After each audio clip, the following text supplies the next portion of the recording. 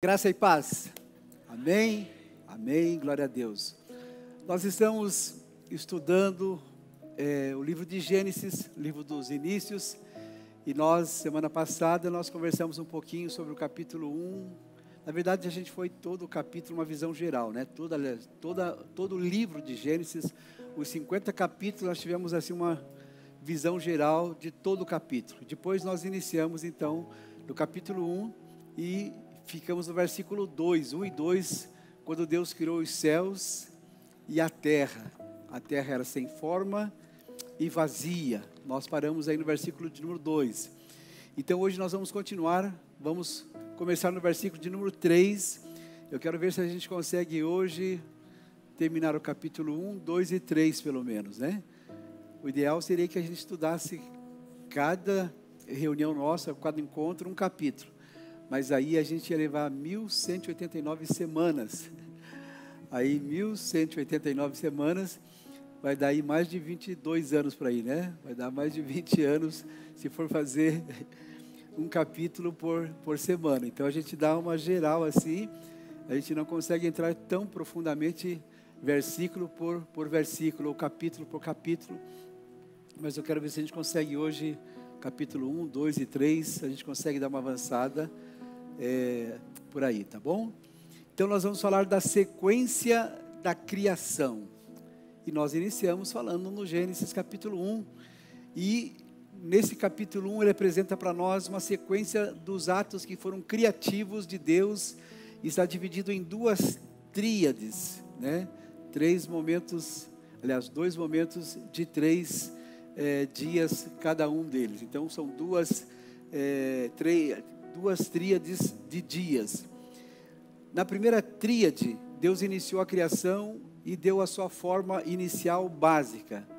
Quando Deus disse, no princípio, criou Deus os céus e a terra, o escritor de Gênesis estava se referindo ao universo organizado, na verdade o cosmo como um todo, tudo que há no céu e na terra. A gente lê isso em Gênesis capítulo 2, versículos 1 a 4, Deuteronômio 3 e 24 e assim por diante. Mas eu gostaria que nós lêssemos, né, que é isso no estudo bíblico, a gente tem que abrir a Bíblia também para participar.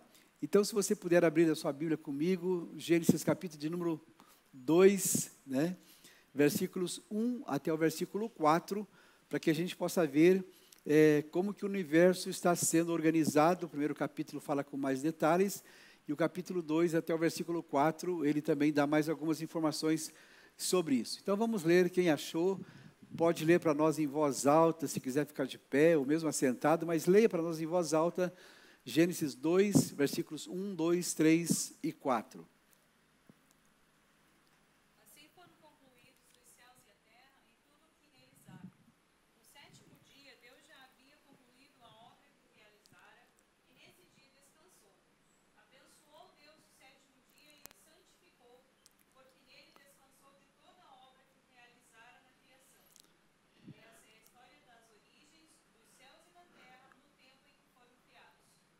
Amém. Então aqui dá uma reforçada que em 7 dias, né, nos 6 dias Deus criou, e no 7º dia Deus descansou, ou seja, a obra está concluída, a criação, ela está pronta, e Deus então fez a separação da luz, das trevas, e assim ele começou a preparar todas as coisas, e quando ele fez a separação da luz e das trevas, ele começou a preparar a terra para que a terra pudesse abrigar todas as coisas, abrigar a vida, por exemplo, e ele começa então falando da vegetação nos dias 1, 2 e 3, ou seja, o dia 1º da criação, o dia 2 e o dia 3.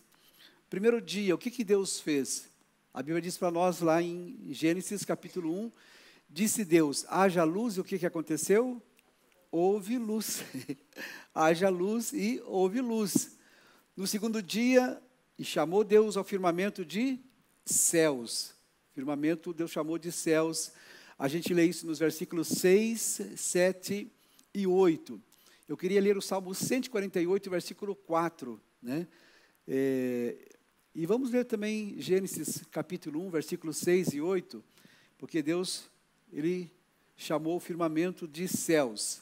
Alguém pode ler para nós, Gênesis 1, versículos 6, 7 e 8, e o Salmo 148 e versículo 4.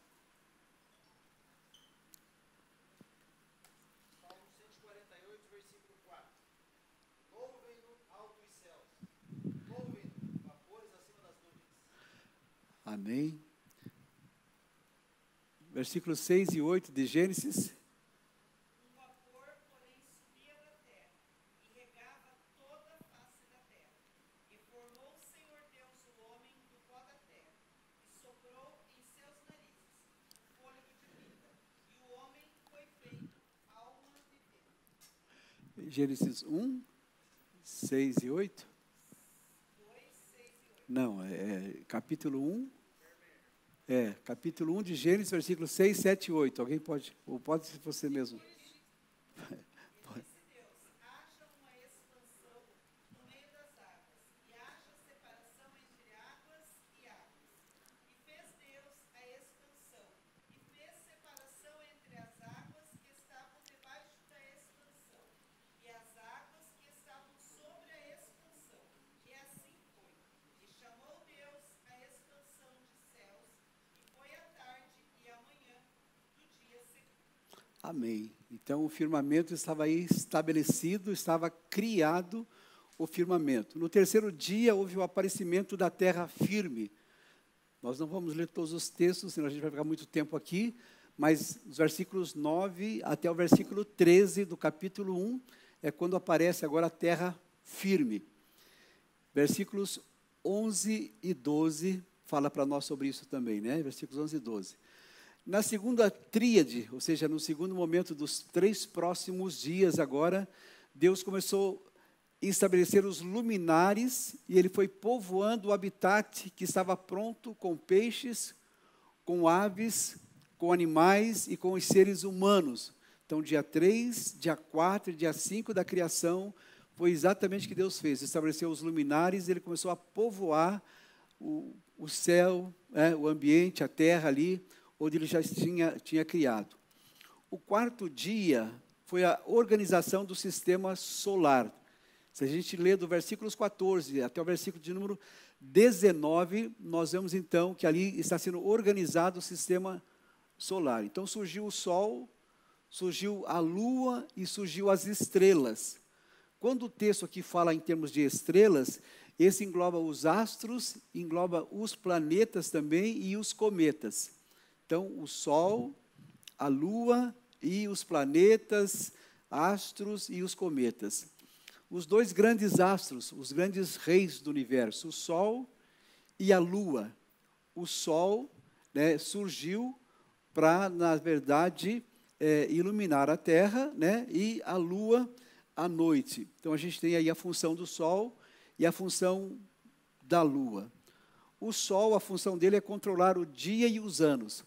O Sol, o que ele faz? A Terra dá uma volta, né, em volta do céu, em volta do Sol, e ela leva um dia quando ela faz o movimento de rotação, ou seja, ela gira em torno do seu próprio eixo. E quando ela gira em próprio do seu próprio eixo, a Terra, nesse movimento de rotação, a Terra leva 23 horas, né, 56 minutos, 4 segundos e 9 décimos. É o movimento de rotação da Terra, quase 24 horas. E aí o movimento de translação, é quando a Terra, ela gira o quê? Em volta do Sol, e ela leva agora 365 dias, 5 horas e 48 minutos ela leva para fazer isso. Ou seja, basicamente, um ano ela faz para fazer. Então, o Sol, ela dá para nós, a função dele é fornecer os dias, organizar os dias e os anos. A Lua, ela organiza para nós as semanas e os meses. E as estrelas organizam para nós as estações do ano. Veja a perfeição da criação. Cada luminar tem uma função. Cada um deles do sistema solar tem uma função específica. O quinto dia foi o surgimento da fauna marinha. Então foi quando começou a acontecer o quê? Pequenos e grandes peixes e todas as variedades de aves. Deus criou isso no quinto dia. No sexto dia, Deus criou os animais terrestres. Versículos 24 e 25 de Gênesis capítulo 1, a gente vê então Deus formando ali os animais domésticos, né? Os animais terrestres, 24 e 25, e ele se divide em 3 grupos, que são os animais domésticos, os animais selvagens e também os répteis. E Deus foi criando a cada dia. É interessante que Deus olhava para a sua criação e Deus dizia que era bom. E viu Deus que era bom. Ou seja, nessa avaliação, no processo de qualidade de Deus, o próprio Deus se avalia, né? Dizendo, olha, ficou bom. Era exatamente assim que eu queria. Ficou bom, é o que ele fala para nós. E aí, então, depois vem o quê? Deus formou o homem. No 6º dia ainda, Deus forma o homem. Agora, notem a diferença que existe da expressão haja luz, produza. Agora, quando Deus vai criar o homem, ele diz façamos o homem. É diferente. Antes era haja luz, produza a terra. Agora é façamos o homem. Versículos 26 até o versículo 31 do capítulo 1 de Gênesis, é quando nós vemos aqui que tudo foi criado, mas quanto ao homem, além dele ser criado, ele também foi formado, ele foi gerado. O homem, na verdade, é a coroa da criação de Deus. É onde Deus, de fato, se realizou, porque ele preparou o jardim do Éden, todas as coisas, depois ele colocou o homem para viver nesse lugar. Olha que privilégio. O cuidado, o amor, a preocupação de Deus para conosco, depois que ele preparou todas as coisas, ele falou, agora está pronto. Então, diz Deus que viu que era muito bom, né? Então, estava ali o homem que foi formado e gerado. Então, a Trindade, quando Deus falou, façamos o homem, quer dizer, estava Deus Pai, Deus Filho e Deus Espírito Santo. A Trindade estava presente na criação do homem. Olha o privilégio nosso, né? De Deus, a Trindade estar ali, e o homem foi criado, então, como coroa da criação, e houve, na verdade, um solene conselho divino, né? Imagine, Pai, Filho e Espírito Santo. A criação do homem, na verdade, não tem nada a ver com a teoria da evolução do naturalista inglês Charles Darwin, que, na verdade, ele viveu entre os anos 1809 a 1889, na teoria de Charles Darwin, e ele percebeu, no final da sua vida, que ele estava errado. Ele se retratou em relação a essa teoria dele, mas como a coisa já tinha sido difundida, hoje a gente percebe, então, nas universidades, que as universidades acabam ainda defendendo, né, essa teoria da evolução de Charles Darwin. Mas no final da sua vida, ele percebeu e ele se retratou, mas aí já tinha sido divulgado essa teoria, e naquela época não tinha a mesma facilidade que a gente tem hoje. Hoje você manda um WhatsApp, todo mundo fica sabendo de forma muito rápida, né? Imagine aí nos anos de 1870, 80 e por aí, né? Então, hoje é aceita nos círculos acadêmicos essa teoria da evolução, mas para nós é muito claro, a Bíblia deixa bem claro que criou Deus os céus, a terra, Deus criou os animais, as aves, os répteis, os luminares, né? Fez a separação da água, da terra, tá? E ele então criou o ser humano, ele criou o homem. Então, embora Gênesis 1 não relate explicitamente em nenhum momento dentro desse processo criativo os seres celestiais, mas também a Bíblia nos fornece alguns detalhes que os seres celestiais também foram criados, tá? Então, a Bíblia apenas informa que Deus criou os seres angélicos. Vamos ler o Salmo 148, versículos 1 até o versículo de número 5. Tá. Quem for ler, levanta a mão que eu levo o microfone.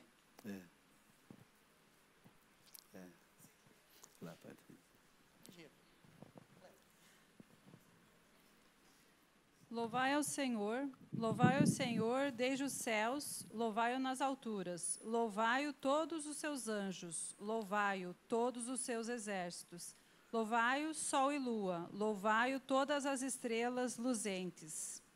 Louvai os céus dos céus e as águas que estão sobre os céus. Louvem o nome do Senhor, pois mandou e logo foram criados. Os anjos têm uma função específica. Qual é a função dos anjos? É adorar, louvar ao Senhor. O Salmo 149 deixa para nós isso muito claro. Louvai o Senhor, os anjos. Então, a função específica dos anjos é louvar a Deus, é adorar a Deus, louvar o Criador sem cessar. Jó 38, versículo 7, fala sobre isso para nós. Salmo 103, versículo 20 também.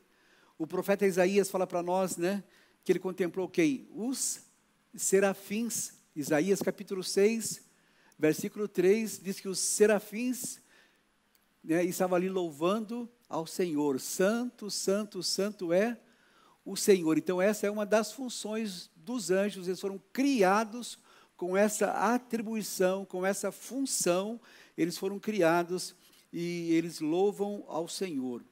O apóstolo João também viu os anjos adorando diante do trono de Deus. Esse texto é importante a gente ler também. É um texto assim gostoso de ser lido. O último livro da Bíblia, Apocalipse, capítulo de número 5. Vamos ler o versículo 11 até o versículo de número 14. Apocalipse, capítulo 5. Nós vemos ali os anjos, né, e multidões ali adorando diante do trono de Deus. Quem vai ler para nós Apocalipse capítulo 5, versículo 11?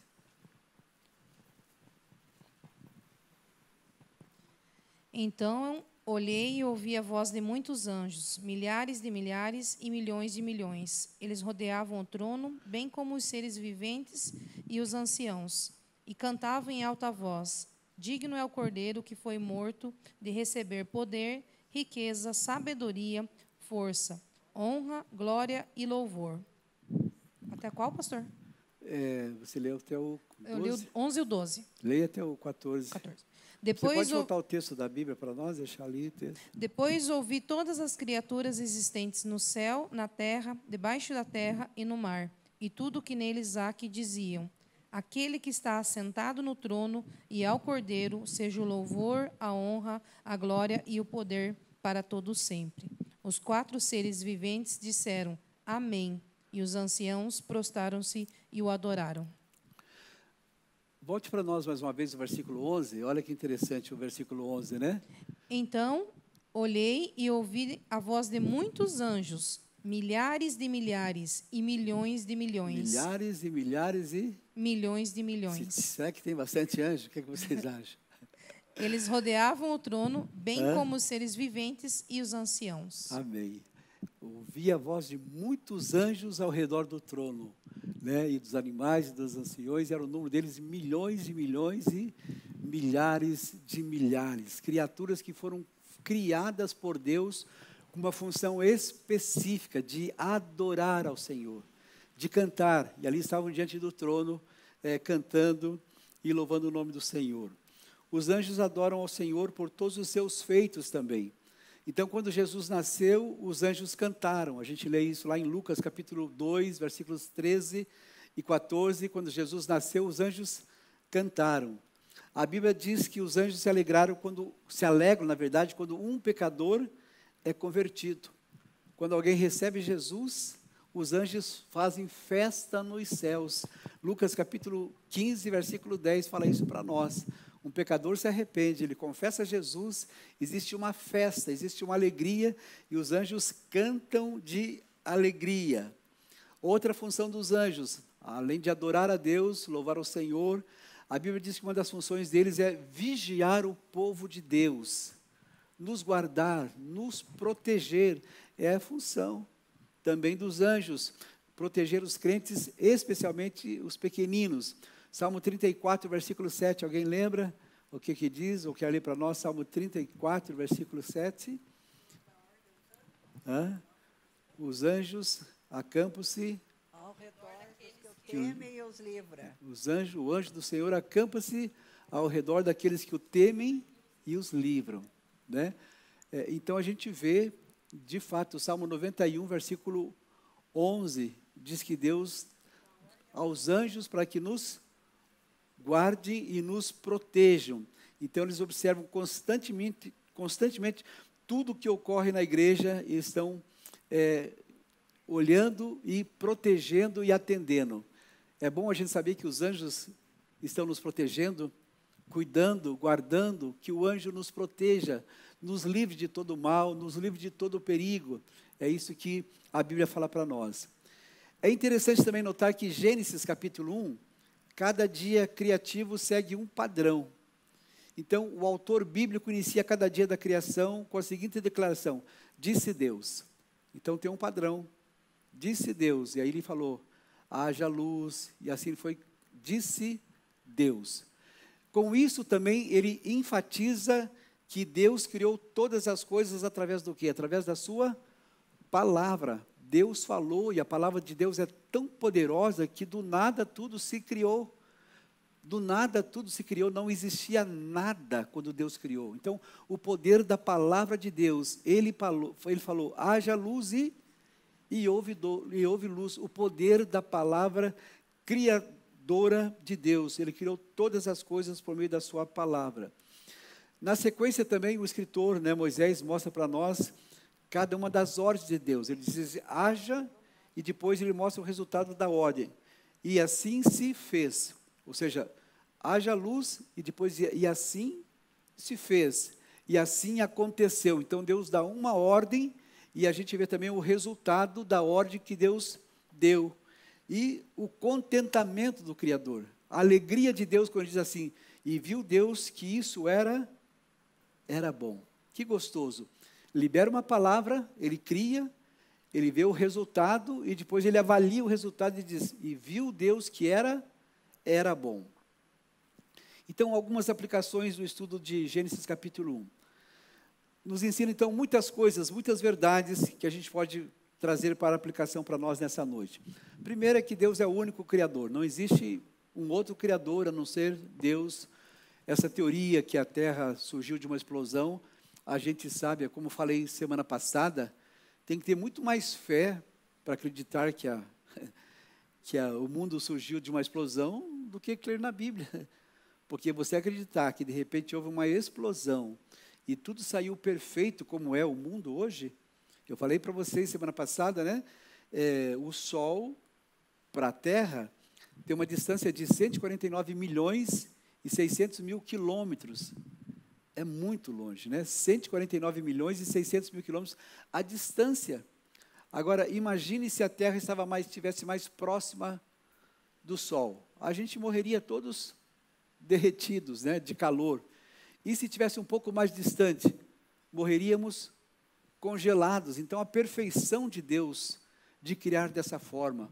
O Sol, todos os dias, a Terra está girando em torno dele, tem noite, tem dia, tem noite, tem dia. Isso, nós estamos aí no ano de 2025, lá no calendário hebraico já estamos no ano de 1784, e todos esses anos tem noite, tem dia, tem frio, tem calor, tem inverno e tem verão. Então, a perfeição é tremenda. Então, a gente entende que Deus é o único Criador do universo, e o universo não foi criado por acaso. A Bíblia afirma que Deus criou o universo a partir do nada, como já comentei com vocês. Então, é claro que existem muitos mistérios na criação, coisas que a gente não tem informação sobre elas. Inclusive, existem algumas teorias, eu falei para vocês semana passada também, do versículo 1 para o versículo 2, algumas teorias dizem que houve o quê? Deus criou as coisas e houve um cataclisma, e aí a terra ficou sem forma e sem vazia. Então, tem várias teorias em relação a essa distância entre o versículo 1 e versículo 2, no capítulo 1 de Gênesis. Então, o que aconteceu é um mistério muito grande, mas a Bíblia se limita a passar para nós algumas coisas. No princípio, criou Deus, os céus e a terra. Outra coisa importante também, que Deus, ele não é sujeito a leis do tempo, nem do espaço. Deus não está sujeito a isso, porque ele é eterno, ele é antes de todas as coisas. Ele é antes de todas as coisas, porque Deus é eterno. Então, ele não faz parte, né, da ordem criada. Ele está fora, né, ele está agindo por fora do tempo e do espaço, algo que para nós é completamente, né, a gente não tem entendimento e não podemos compreender a grandiosidade de tudo isso. É muito profundo, é muito grande para a nossa mente entender. A Bíblia também revela que não precisou de nenhum esforço da parte de Deus para criar todas as coisas. Ele é tão poderoso, conforme eu falei, que somente com o seu sopro, liberando a palavra, todas as coisas foram sendo criadas. Foi o que Deus fez, e da sua boca, aquela ordem venceu o caos, e tudo estava criado. E em cada dia da criação, Deus então simplesmente deu a ordem que haja, e de fato aconteceu. Uma outra coisa que é interessante nós também pensarmos nessa noite, que Deus não é o autor do mal. Muita gente diz, mas se Deus criou todas as coisas, como que entrou a maldade? Da onde que veio a maldade? Sabe? Vamos ler Tiago, capítulo de número 1, versículo 13, para a gente entender isso. Tiago, capítulo 1, versículo de número 13.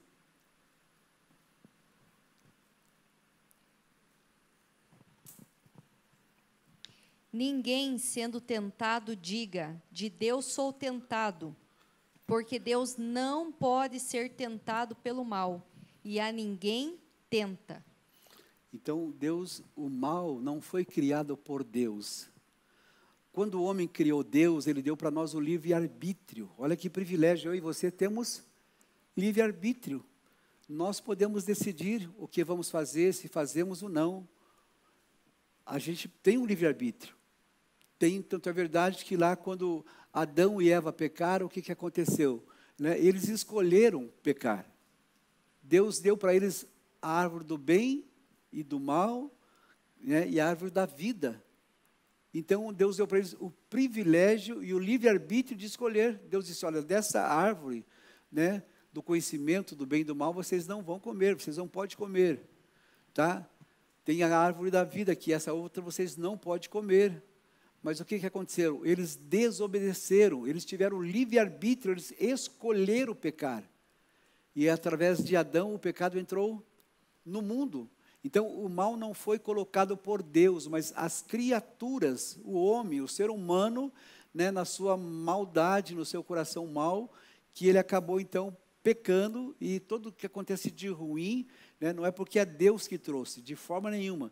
A Bíblia diz que viu Deus que era bom, tudo que Deus criou era bom, muito bom. Então, mas nós somos dotados de pessoalidade, intelectualidade e responsabilidade moral. Então, nós somos responsáveis pelos nossos atos, mas Deus nos deu, né, o livre-arbítrio, e a gente pode escolher fazer o bem ou não fazê-lo. No entanto, existem consequências em relação a isso. Então, Deus não apenas criou todas as coisas, mas Ele é sustentador também de tudo o que Ele criou. Deus não apenas criou, mas Ele sustenta a sua criação. Ele não deixou a sua criação sozinha, sem sustentação. Então, a ordem do cosmos não é autossuficiente. Por si só, ele não tem suficiência para se manter. Mas Deus, Ele pode sustentar tudo que Ele criou. Ou seja, tudo que Ele criou, Ele tem o controle sobre todas as coisas. Né? Nada foge do seu poder, da sua soberania e do seu controle. Nas suas mãos está o poder de todas as coisas. Então, sem a sustentação divina, toda a vida cessaria e tudo deixaria de existir se não fosse Deus sustentando, né, a própria terra, né, o próprio mundo que Ele criou. O apóstolo Paulo diz para nós que nele nós vivemos, nos movemos e existimos. Então, Ele sustenta todas as coisas, é somente nele que a gente se move, a gente vive e nós existimos. Gênesis capítulo 1 também revela para nós, como Criador, que Deus deve ser adorado por suas criaturas. As obras devem ser proclamadas e o seu nome deve ser exaltado. Deus espera de cada um de nós que a gente possa adorar. E Ele nos fez com essa finalidade, com essa razão de nós adorarmos o nosso Deus. E Deus não divide a sua glória com ninguém. A Bíblia diz, somente ao Senhor adorarás. Faz parte do lá dos 10 mandamentos. Somente a Ele você vai prestar cultos. Tá? Então, infelizmente, muitas pessoas criam objetos, ídolos, e começam a adorar esses ídolos. Sabe? Então, Deus diz, somente a Ele deve ser adorado. Então, o Salmo 104 fala isso para nós, sobre adoração. Agora vamos para o capítulo 2 de Gênesis, né? Então, o estudo do capítulo 2 também, ele enfoca para nós principalmente a formação também e o início da vida humana. Ele, nos primeiros versículos ali que nós já lemos, capítulo 2 de Gênesis, versículos 1 até o versículo 4, ele recapitula, ele reforça o início da vida humana no mundo criado por Deus. E quando ele faz isso também, ele introduz o tema da história dos céus e da terra. E capítulo 2 de Gênesis também serve de preparação para o relato da provação e da queda do homem, que vai até o capítulo de número 3. Tá? Então, o que contém em Gênesis 2? Então, ele fala o registro de um período muito remoto da história da humanidade. Ou seja, naquele tempo havia o quê? Somente Adão e Eva. Nós não sabemos quantos anos eles ficaram lá no Jardim do Éden. Nós não temos essa informação. Deus criou os céus e a terra, né? E Deus formou o homem, e lá Adão e Eva ficaram. A gente não sabe quantos anos eles ficaram. A Bíblia não informa sobre isso. Então, eles habitaram lá no Jardim do Éden. O pecado ainda não havia contaminado a natureza humana, então ali deu o início de todas as coisas. Agora, como que Moisés teve conhecimento desse relato, já que não existia outros seres humanos? Da onde que Moisés pegou informação para dizer que os céus foram criados, foi criado em 7 dias? Da onde que Moisés tirou isso? Né? Então, é Deus se revelando para ele. Deus se revelou para Moisés, e Moisés começou no ano de 1491, aproximadamente, antes de Cristo, a começar os primeiros textos da Bíblia Sagrada. Estou falando de coisa de 3.500 anos atrás, foi quando Moisés começou a escrever. Ou seja, foi Deus se revelando para Moisés. Moisés ficou com Deus quantos dias e quantas noites lá no Monte Sinai? 40 dias. Não tinha ninguém para passar essas informações para Moisés. Como que foi o início, a criação, Adão e Eva, Caim e Abel, não tinha nada disso. Mas Deus, porque a Bíblia diz que toda a Escritura, a Bíblia fala para nós que ela é inspirada por Deus. A Bíblia Sagrada, toda ela, de Gênesis a Apocalipse, ela é inspirada por Deus. É como se Deus estivesse soprando. E o vocabulário usado foi o vocabulário do homem, não foram as palavras de Deus. Deus apenas soprou para o homem, né, se revelando, e nas palavras humanas o homem foi escrevendo, e assim começou Moisés escrevendo o Pentateuco, que são os 5 primeiros livros da Bíblia Sagrada. Então, dessa forma, é claro que a única explicação para isso foi, como nós já falamos, né, que Moisés recebeu de Deus a revelação. E a Bíblia também diz para nós lá em Hebreus capítulo 11, versículo 3, que o mundo foi formado pela palavra de Deus. É pela fé que nós cremos nisso. É pela fé que nós acreditamos. Então, a genuína fé é essencial para que a gente possa entender a Bíblia de forma correta, sem incorrer em erros. Deus concluiu a criação, Gênesis 2, 1 e 3, que nós já lemos, né? E fazendo parte de uma continuação do capítulo 1. E esses versículos começam a declarar para nós toda a obra da criação, que ela foi concluída, e no 7º dia Deus, então, ele descansou. Quando fala que Deus descansou, não é que Deus se cansou. Uma das coisas da criação é que Deus parou até para estabelecer um padrão para o ser humano, que após um período de trabalho, nós vamos ter o quê? Um período de descanso. Então, Deus concluiu o seu projeto, Deus concluiu a sua obra, e ele, então, descansou. Não é que Deus estava cansado, Deus não cansa. Mas a partir desse momento foi estabelecido um princípio que o ser humano precisa o quê? Após um período de trabalho, ele precisa também descansar. Ninguém é super-homem, né? Ninguém é de ferro, ninguém consegue trabalhar 24 horas direto, né? Dia entra dia e sai dia, e entra noite e sai noite, e a pessoa trabalhando. Nós precisamos o quê? De um período de descanso, até a nossa mente. Se você trabalha demais, né? Você atualmente não consegue produzir como de fato deveria, porque sua mente fica o quê? Cansada. Então o ser humano precisa de um descanso.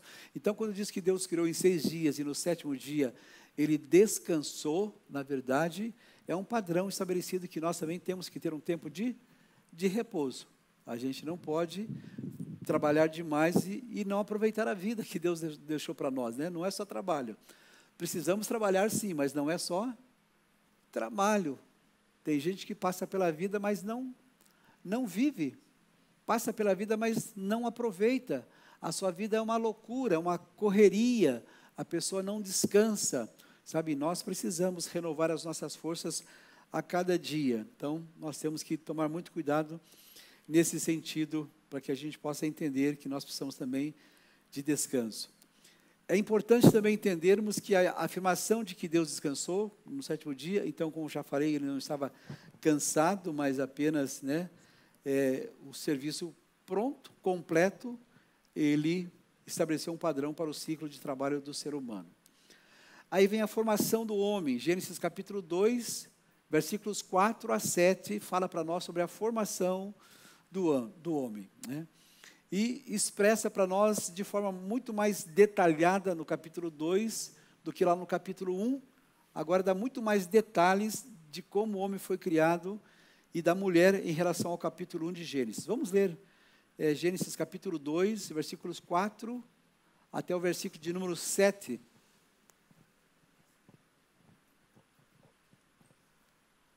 Estas são as origens dos céus e da terra, quando foram criadas no dia em que o Senhor Deus fez a terra e os céus.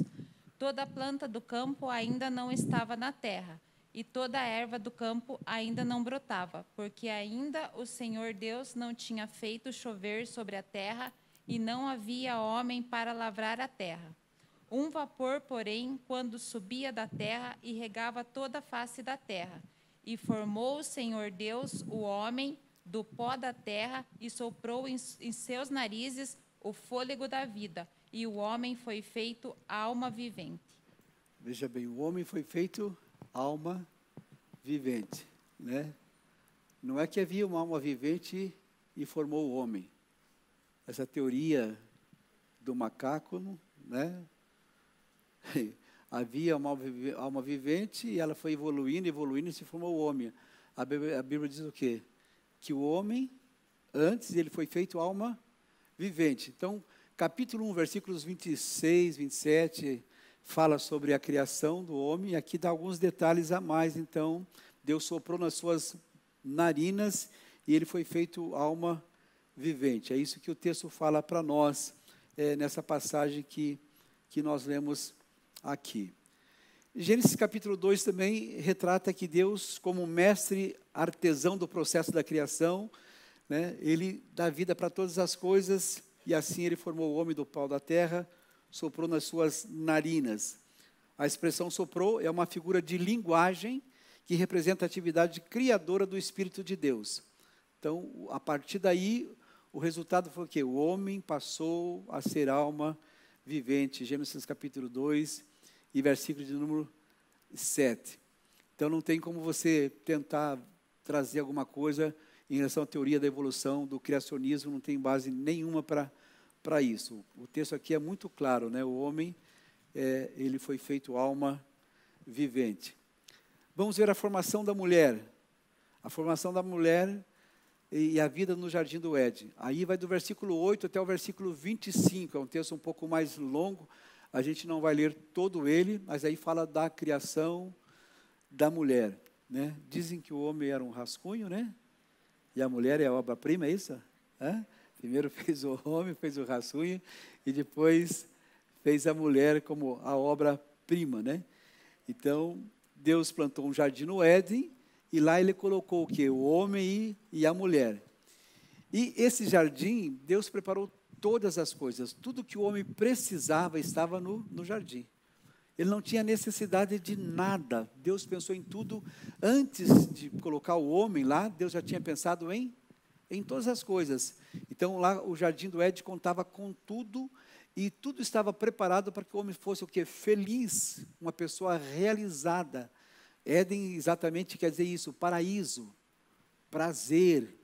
É exatamente o significado da palavra Éden, é exatamente isso. Então, naquele jardim do Éden, Deus preparou tudo, e lá Ele colocou o homem para poder usufruir e desfrutar de tudo que Ele havia criado. Tá? Então, isso está totalmente em harmonia com o que vem aqui a seguir. Então, foi naquele paradisíaco jardim que o homem foi colocado em prova, mas Deus testou a obediência do homem, mas infelizmente ele não passou no teste. Tudo perfeito, um paraíso, e mesmo assim o homem pecou. Jesus foi tentado no deserto, não era um paraíso. Não era paraíso, era deserto. 40 dias sem se alimentar. 40 dias e 40 noites em jejum ali no deserto. Mesmo tentado, ele não pecou. Mas Adão foi tentado, e mesmo no paraíso, onde não tinha necessidade de nada, não tinha falta de nada, ele acabou sendo tentado juntamente com a sua esposa, Eva, e lá Eva comeu do fruto. Tem gente que diz que é maçã, né? Mas não tem base bíblica nenhuma, não fala que é maçã. Talvez até, né, não estou colocando nenhuma teoria aqui, mas seria até mais fácil ser figo, porque depois eles se cobriram com as folhas de figueira, né? Diz para nós que quando eles viram que tinham pecado, eles se cobriram com folhas de figueira, então talvez até fosse figo, né? Mas não estou dando, apague tudo isso aí, pode apagar, não tem nada de figo, né? Tá? Mas tipo, era muito mais fácil pensar no figo do que na maçã, porque não tem nada a ver com maçã. Mas o que acontece? Lá no início, né, as pessoas, os artistas, nos seus trabalhos de arte, eles começavam a desenhar o fruto e começaram a desenhar maçã, alguma coisa assim, e foi ficando como se fosse maçã, uma tradição com o passar dos anos. Mas não tem base nenhuma para falar que foi maçã. Foi uma fruta, né, um fruto que era proibido, que não podia se comer, e ela foi lá e ela comeu esse fruto, né? Então, Gênesis 2:18 enfoca diretamente a criação da mulher. Então, algumas teorias de antigos folclores judaicos tentam dizer que a mulher de Gênesis 2:18 não é a mesma de Gênesis 1:27. Interessante como as pessoas procuram, de algumas formas, desacreditar a Bíblia, né?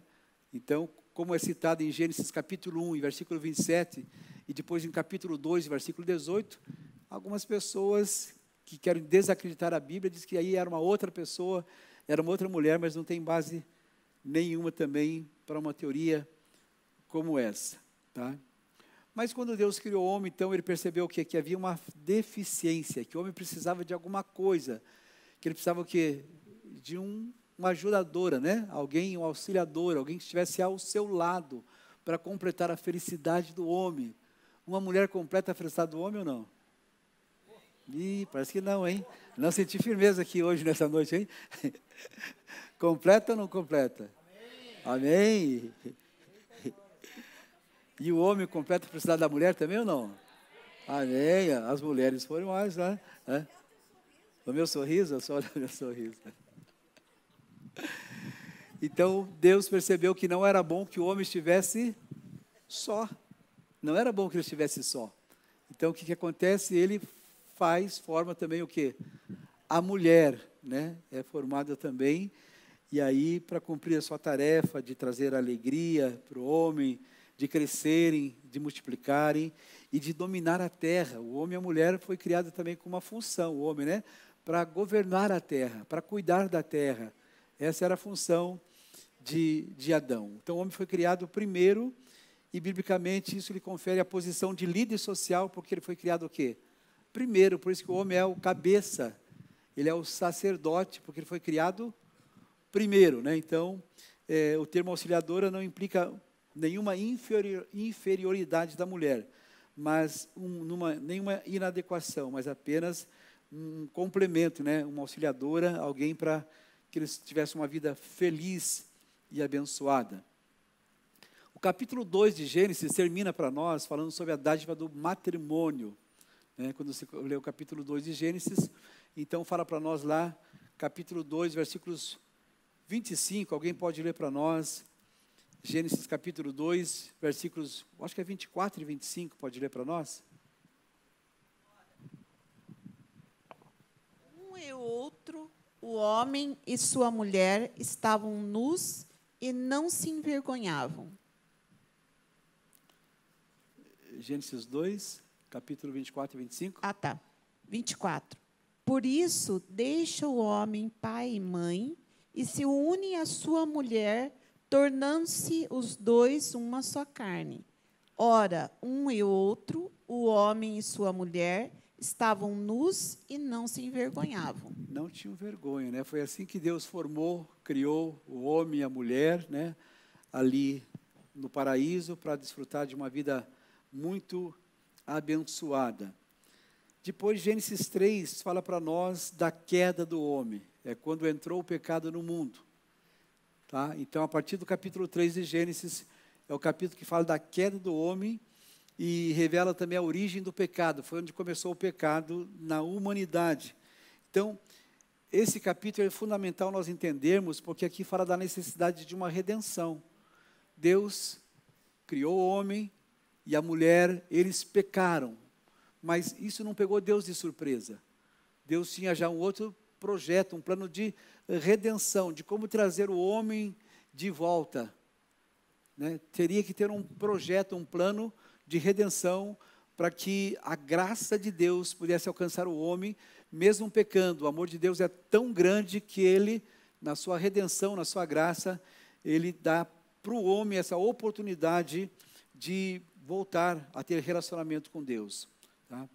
Então, Gênesis 3, versículos 1 a 3, fala quando eles estão ali no Éden e havia tudo o que eles precisavam para viver. Então, a função era cultivar a terra e viver uma vida feliz e obedecendo a palavra de Deus, a ordem de Deus, para que tivesse uma vida de comunhão, uma vida muito feliz, uma vida muito abençoada.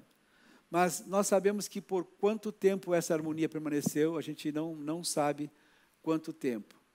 Mas Gênesis 3 fala que um dado momento, a esposa de Adão, Eva, foi tentada pela serpente.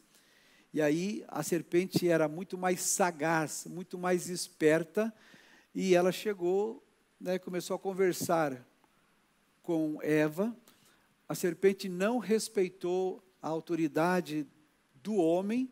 Ele deveria conversar com o homem, mas não respeitou a autoridade do homem. Conversou com a mulher, e a mulher cedeu, né? E ali, então, a partir daquele momento, o pecado entrou no mundo através da serpente, que na verdade é Satanás. E aí aconteceu tudo de ruim que está acontecendo no mundo hoje em função do pecado, a consequência do pecado. E o preço do pecado é o quê? A morte. O salário do pecado é a morte. Então, através do pecado, entrou a morte e todos nós pecamos, e aí então entrou a morte no mundo. Deus não nos projetou dessa forma. O homem nos fez para que a gente tivesse uma vida feliz, Deus nos fez para que a gente tivesse uma vida feliz, uma vida plena, uma vida abundante no jardim. Mas o homem desobedeceu, ele pecou, e em função do pecado entrou a morte. E aí então foi necessário que Deus criasse um projeto de redenção para trazer de volta o homem para Ele. Né? Então é interessante a gente notar aqui na Bíblia, entender isso também, que infelizmente o homem cometeu um erro gravíssimo e todos nós hoje, toda a humanidade paga por isso. Tá? Então, a mulher, na verdade, ela caiu, né, nessa conversa da serpente, de Satanás. O homem caiu atrás, foi junto também. E aí eles vêm com uma história, né, porque Satanás chega e diz, olha, Deus falou que se comer dessa árvore, né, vocês vão morrer. Não é verdade. Não é verdade. É que se vocês comerem do fruto dessa árvore, vocês se tornarão como Deus, também como Deus. Porque vocês vão ter conhecimento do bem e do mal. Do bem e do mal. Por que Deus proibiu aquele fruto, né, lá no início? Eu creio que Deus estava poupando o homem. Tipo assim, tem coisas que você não precisa saber. Tem coisas que você não precisa conhecer. Eu sou Deus, eu criei todas as coisas. Se limite até aqui. Mas Eva e Adão, eles queriam ser igual a Deus. E aí que está o pecado da humanidade. Queriam ser o quê? Iguais a Deus. Não queriam se submeter a Deus. Esse é o erro do ser humano. Este é o erro da humanidade. Existe um Deus que é soberano, que é supremo, mas tem gente que quer ser, inclusive, até maior do que Deus, né? Quer ser maior do que Deus.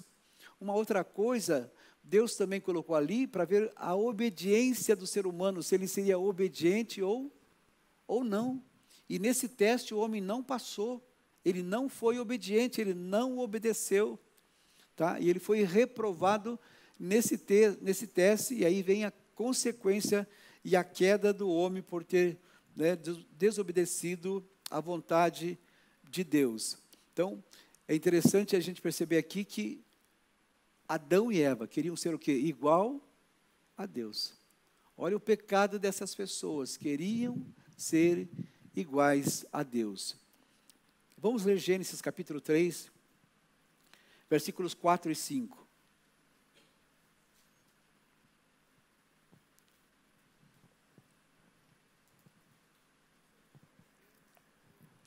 É claro que vocês não morrerão.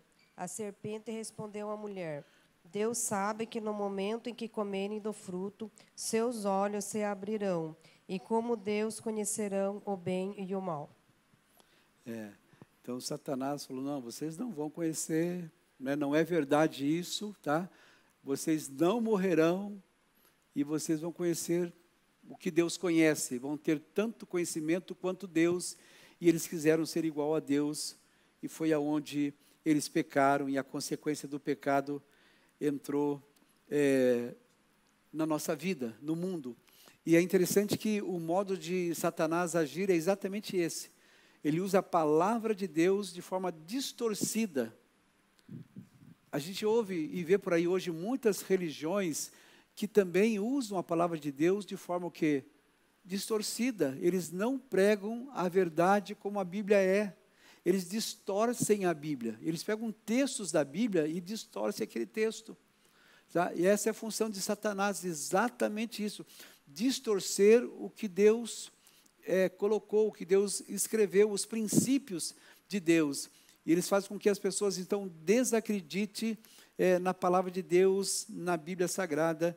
E muitas igrejas e muitas religiões por aí acabam fazendo isso, distorcendo a palavra de Deus.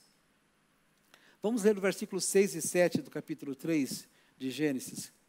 Capítulo 3, versículos 6 e 7.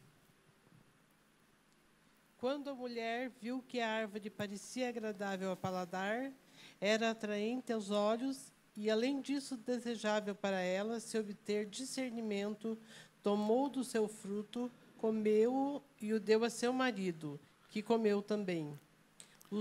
Os olhos dos dois se abriram e perceberam que estavam nus. Então juntaram folhas de figueira para cobrir-se. Então exatamente isso, né? Ficou apetitoso, apresentaram para eles ali, achou muito bonito, abrir os olhos, nós vamos nos tornarmos como Deus, e eles queriam exatamente fazer isso. Então a pretensão de Adão e Eva pecaram, porque queriam ser como Deus. A gente nunca perde nada de ser humilde. O orgulho nunca leva a nada, a soberba nunca leva ninguém a conquistas boas. Então, pessoas que são soberbas, orgulhosas, a gente tem que tomar muito cuidado, porque é o espírito do quê? Do inimigo, de Satanás, tentando com que a pessoa se ache que ele é o Todo-Poderoso, que ele pode todas as coisas, e tem pessoas que agem dessa forma, né? E aqui a gente vê que exatamente a pretensão de Adão e Eva era se tornarem como Deus. Essa era a intenção deles. Deus criou para que eles pudessem servir a Deus, para que pudessem adorar, cuidar da terra, mas eles tinham outros objetivos, eles acabaram falhando e pecando. A tentativa também de se esconder de Deus. A gente olha Gênesis 3, de 8 a 13. Então, quando eles comeram do fruto da árvore, o que eles tentaram fazer? Eles tentaram se esconder de Deus, como se a gente pudesse esconder de Deus alguma coisa. A gente consegue esconder de Deus? A gente não consegue esconder nada de Deus. Ele é onipresente, Ele é onipotente, né? Ele é onisciente, então nada se esconde de Deus. Mas eles tentaram, na verdade, ali, se esconder de Deus, achando que isso era possível, se esconder de Deus. E eles perceberam, então, nesse momento, que eles estavam despidos. Quando fala aqui em termos de despidos, geralmente aponta para um estado de fraqueza e de humilhação. Eles ficaram ali, se tornaram fracos, humilhados, né? Perceberam que estavam nus, ficaram envergonhados, enfraquecidos, humilhados, mostraram a sua fraqueza nesse momento. Por causa do quê? Por causa do pecado, que eles ficaram dessa forma e entraram numa situação miserável e humilhante. Então, a gente percebe aqui que eles queriam ser que nem a Deus, se esconderam como se de fato podiam se esconder de Deus. E Deus então perguntou, onde o homem estava? É claro que Deus sabia ou não? Mas é uma linguagem para que o homem possa, pelo menos, compreender um pouco daquilo que Deus quer falar para nós. A gente não tem condições, compreensão de entender a grandeza de Deus, é muito grande. Então, Ele tem que falar para nós uma linguagem que a gente consiga, pelo menos, um certo entendimento da sua grandiosidade, né? Então, é claro que Deus sabia onde o homem estava, mas foi apenas uma linguagem, porque a nossa limitação, ela é terrível em relação a entendermos tudo aquilo que Deus faz e fala para nós. A gente não consegue entender todas as coisas, né? Então, Ele queria que o homem apenas confessasse, né, que tinha pecado, mas eles não confessaram. Além disso, ao dizer a Deus, a mulher que me desse por esposa, ele estava também, o quê? Acusando Deus, né? Foi você que, eu só pequei porque, olha aí, ó. Olha a situação criada. Foi essa mulher, colocou ela do meu lado, não tive jeito, sabe? Então, como se Deus fosse o quê? O culpado dele haver pecado. E essa continua hoje sendo o que? A tendência e a forma de ser do ser humano. A gente sempre transfere a culpa para quem? Para o outro. A gente não vem na igreja porque o irmão de tal não cumprimentou. A gente não vem na igreja porque o outro não gostou de nós. A gente não vem no culto porque a gente sempre procura transferir a culpa para o outro. A gente não assume a nossa responsabilidade.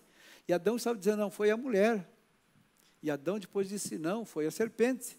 Quer dizer, um vai jogando para o outro. Essa é a tendência do ser humano. Ele não assume o seu papel, ele não reconhece que ele precisa de Deus, que ele tem que confessar o seu pecado. Ele precisa confessar, né, em nome de Jesus, ele tem que entender e se arrepender. Então aí depois veio o quê? Depois veio o castigo, capítulo 3, versículos 14 até 24.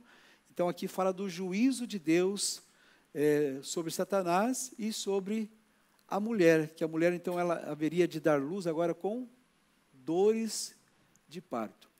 Tá? Dores, né? Pois é. Adão não vigiou, né? Tá? Então a gente percebe aqui, depois lá na frente a gente vai falar sobre Caim, o casamento de Caim também, mas eu já falei um pouquinho semana passada. Tem gente que acha que Caim, Adão e Eva tiveram filhos no paraíso. Eles não tiveram filhos no paraíso. Depois que eles foram expulsos do paraíso, depois que eles tiveram filhos. O primeiro filho foi Caim e o segundo foi Abel. Eles tiveram esses dois filhos num período de 130 anos. Porque diz para nós que Abel estava com 130, Adão estava com 130 anos, depois ele gerou Sete, né? O seu filho de número 7, e ele viveu mais 800 anos. Então, Adão viveu ao todo 930 anos. Mas num período de 130 anos, nasceu 3 filhos, Caim, Abel e Sete, que a Bíblia relata. Mas houveram outros filhos e filhas, que nós vamos ver depois no capítulo 4, quando diz que Adão e Eva tiveram mais filhos e filhas. Isso fala para nós lá em Gênesis capítulo 4, depois nós vamos falar sobre isso quando a gente chegar lá, né? Então, o capítulo 3, versículos 14 e 15, é importante a gente entender que Deus fez juízo em função do pecado do homem, tá? Então, para a gente perceber isso também, tá? É interessante nós observarmos isso. Vamos ler Gênesis 3, versículos 17 e 19, a gente está caminhando para o encerramento hoje. Gênesis 3, versículos 17 e 19.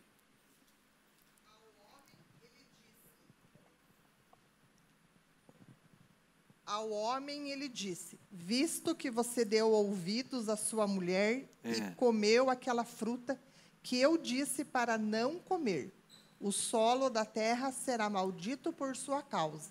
Você precisará lutar todos os dias da sua vida para tirar da terra o seu sustento. Ela também produzirá espinhos e ervas daninhas, e você precisará alimentar-se das ervas do campo. Então, o homem não teria mais aquele prazer que ele tinha ali no paraíso, né? Aquele relacionamento farto, prazeroso que ele tinha ali, a terra foi agora o quê? Amaldiçoada. E você vai ganhar o seu sustento do suor do teu trabalho.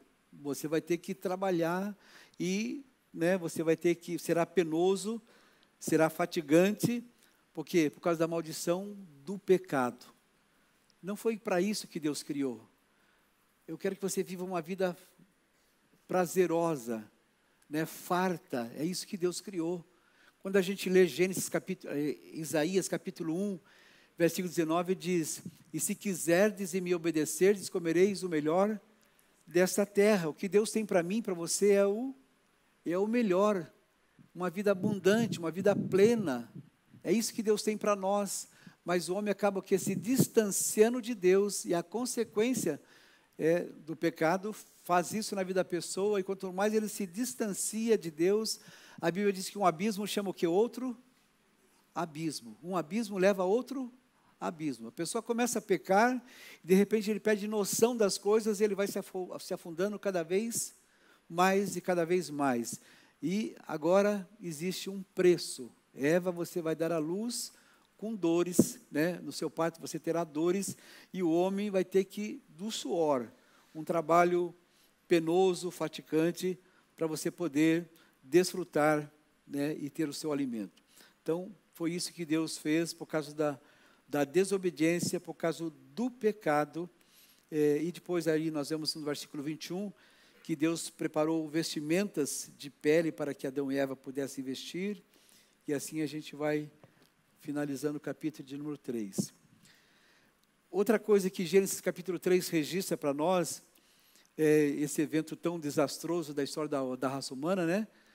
Que o homem desobedeceu e tentou usurpar o lugar de Deus.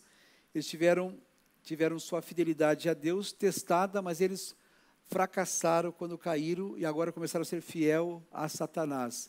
Deixaram de ser fiel a Deus e se tornaram fiéis a Satanás. E Adão e Eva, então, tinham recebido de Deus tudo que precisava, não tinha necessidade deles desobedecerem e acontecer tudo de ruim que aconteceu, né? Então, infelizmente, acabou acontecendo isso por causa do pecado de Adão e Eva. Vamos ler Gênesis capítulo 3, versículo 15.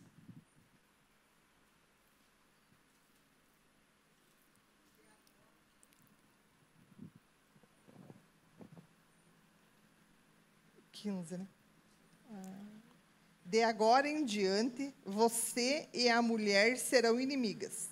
O mesmo ocorrerá entre a sua descendência e a descendência dela. o descendente da mulher esmagará a cabeça, e você ferirá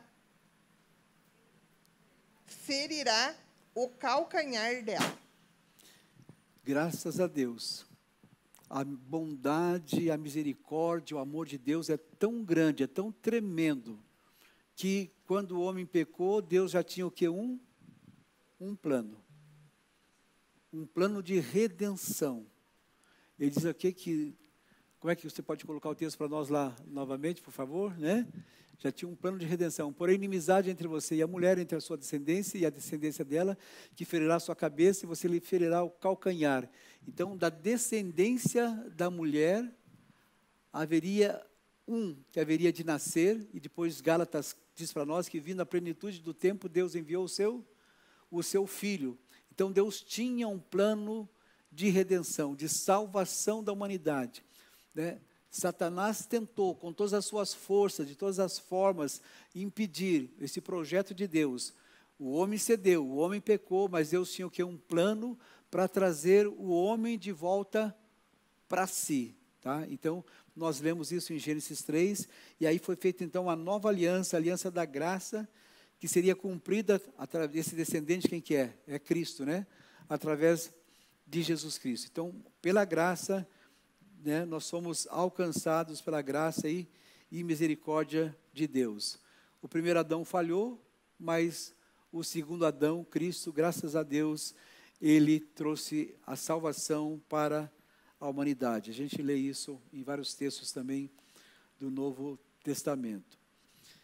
E nós deixamos então Gênesis capítulo 4 para a semana que vem, tá bom? Aí nós vamos falar da genealogia de Adão e Eva, dos seus filhos e filhas, e assim nós vamos dar continuidade. Vamos ficar de pé, vamos ter um tempo de oração, agradecendo a Deus por esse